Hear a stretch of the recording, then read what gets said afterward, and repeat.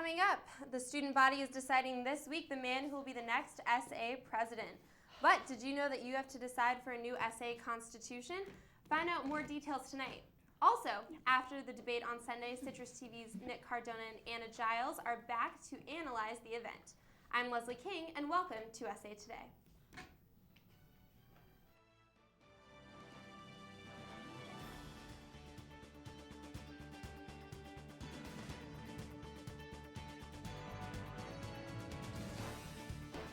We begin with campus headlines. In November, SU plans to create Native American Heritage Month.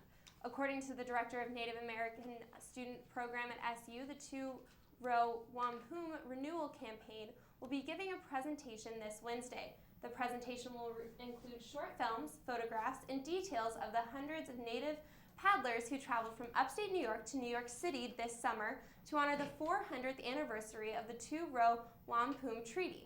The 10th annual conference on peace will take place this Friday and Saturday. There's a new vegan cafe coming to the Hill. Strong Hearts Cafe will open its second location in Marshall Square Mall, where Sarah Juice used to be. The cafe features salads, sandwiches, milkshakes, and smoothies. Strong Hearts Cafe manager Devin Kuhn told the Daily Orange he's excited to expand his cafe to the university. Strong Hearts Cafe is expected to open by December 1st. The American Public Works Association has chosen the Connective Corridor as the 2013 Transportation Project of the Year.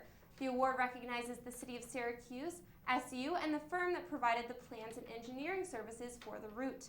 With its complex design and use of engineering technologies, the Connective Corridor is viewed as one of the most advanced projects of Syracuse. The final phases of the project are set to be completed by the end of 2015. And now here is Student Association President Allie Curtis with us with this week's campus address. Allie, good evening.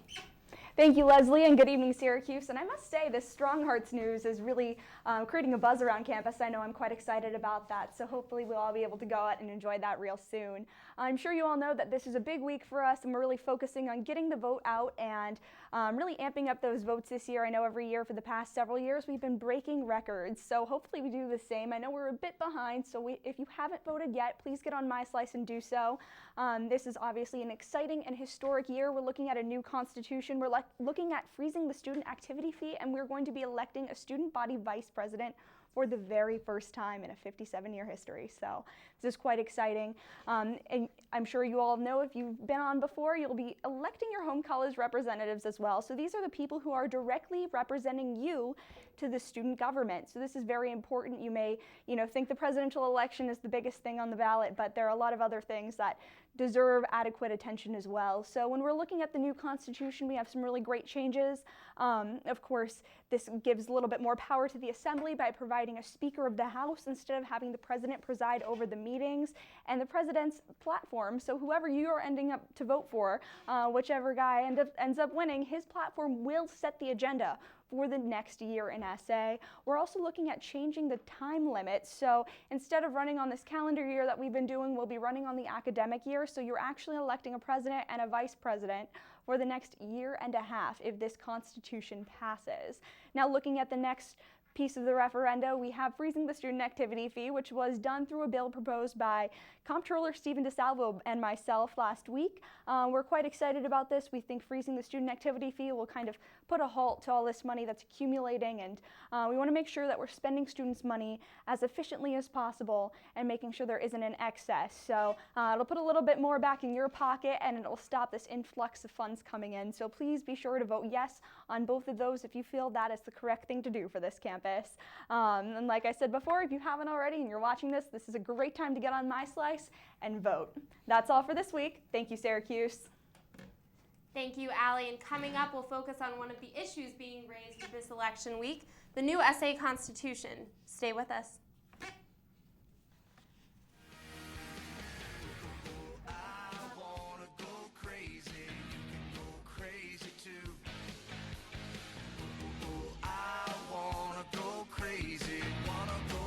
With you. Everybody say whoa. I'm Russell Oliver. I'm Maddie Olaskevich. I'm Irfan Urazi. And I'm Alex Resnick. And this is Citrus TV News. Oh, yeah, it felt good on my lips. We We are different. Society should aspire to be more like us. Be part of the first class. Get energized. Get outside. Hold on, guys. It's gonna get bumpy. And get moving. Experience the power of physical activity.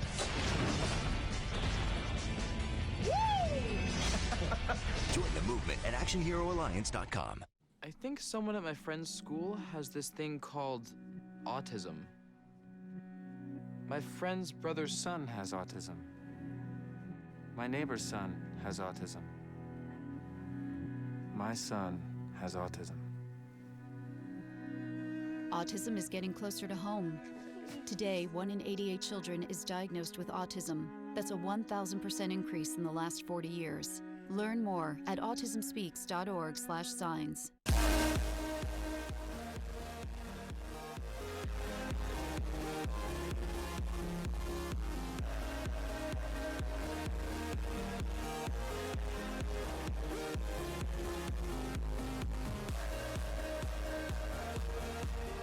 I'm Leanne DeRosa. I'm John Tamino. I'm Nick Cardona. And I'm Chris Wilner. And this is Citrus TV.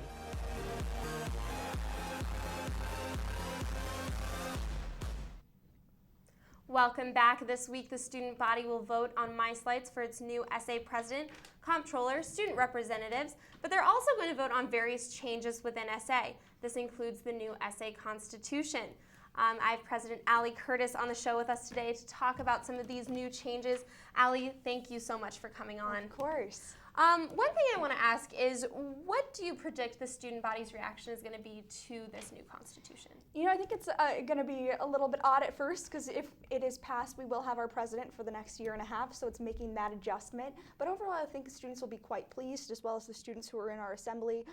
It's really there to empower the assembly, and that's something we've been trying to do, and really hyping up what it means to be an assembly rep and empowering those who are involved with it.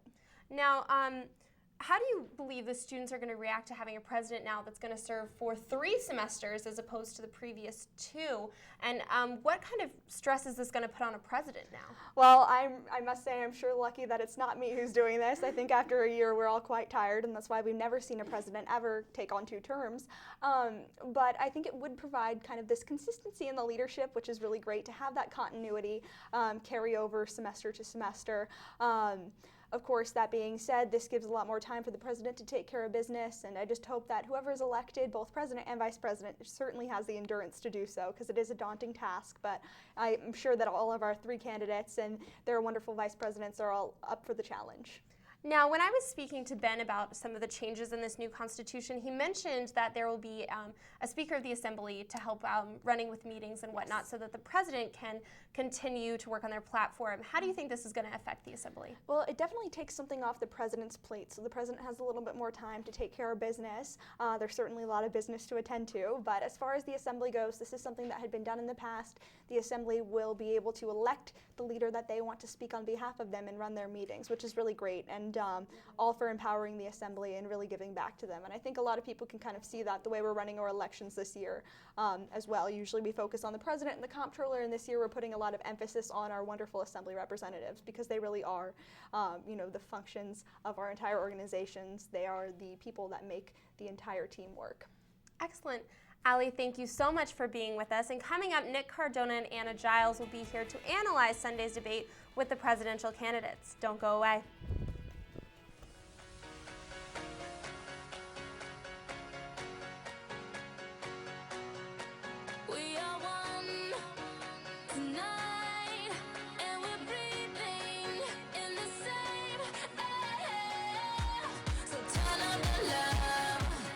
I'm Amanda Harry.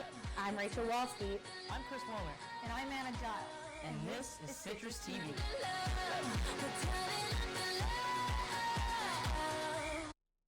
Today, about 1 in 5 Americans is living with a disability.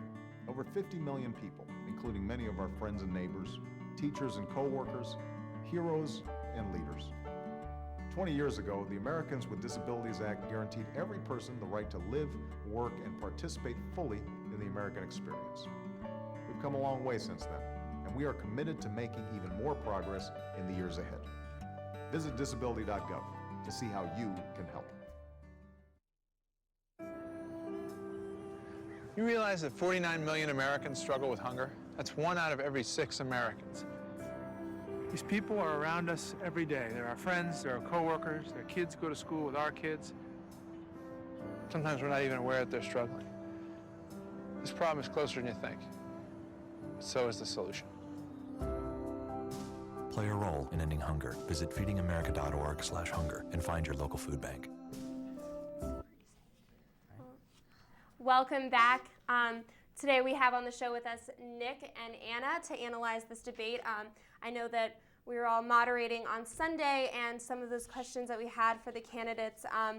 One thing I'd like to talk about first is, what would you say some of the strong points during the debate were that each candidate?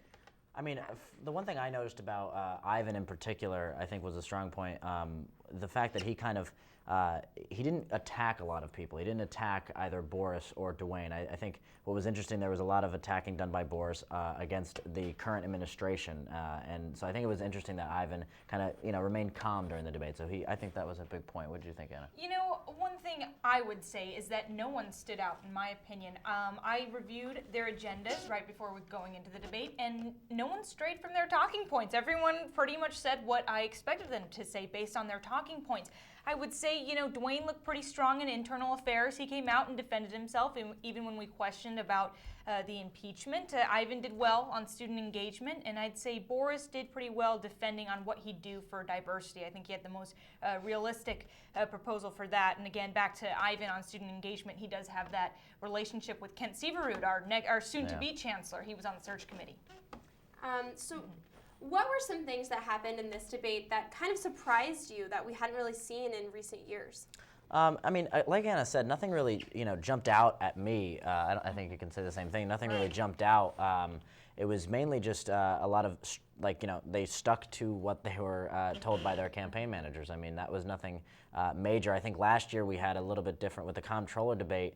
Last year was a fiery debate, and this year we didn't have that. We only had a discussion with one candidate. And the presidential debate, it was very, to the point. It was mellow. It was mellow. Yeah. And something I did notice that was different from last year was there was, as Nick mentioned before, more people calling each other out. Boris calling out other candidates, all of them did, not just Boris, Ivan and Dwayne as well. They called each other out more. I don't want to portray it as a big feisty debate because, as Nick said, it was not feisty whatsoever. The candidates were very respectful and formal, but there was some more interactivity in there, addressing what the other person said instead of just focusing on what the question was. And I think what was interesting with that is more so with Boris and Dwayne.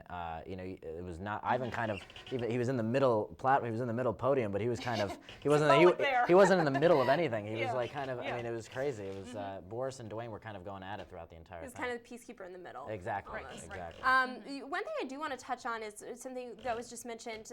There wasn't a comptroller debate this year, and there was a very heated comptroller debate last year.